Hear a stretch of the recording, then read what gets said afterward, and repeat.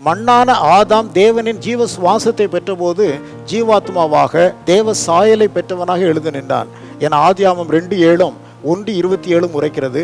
அதே மனிதன் மண்ணாய் இருக்கிறாய், நீ மண்ணுக்கு திரும்புவாய் என ஆதியாகமம் 3:19 தேவன் உரைக்கிறார். என்ன நடந்தது? தேவனுடைய கிருபை இரக்கம் மண்ணாக பிசைந்தெடுக்கப்பட்ட ஆதாமில் தேவ சாயலை உண்டாக்கியது.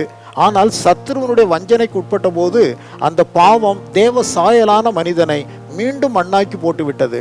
மனித வாழ்வில் ஏற்பட்ட மிகப்பெரிய கொடுமை இதுதான். இதை செய்தவன் சத்ருவாகிய சாத்தான். அவனிடமிருந்த ஆயுதம் பாவம். காலங்கள் கடந்த பின்னும் சங்கீதக்காரர் 103:14 நாம் மண்ணென்றே அவர் உரைக்கின்றார்.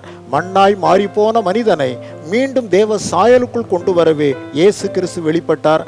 அவரை நாம் வாழ்வில் தரித்து கொள்ளும் போது மண்ணென்ற நிலை மாறி தேவ சாயலை தரித்து கொள்வோம் என எபேசியர் 4:24 உரைக்கின்றது.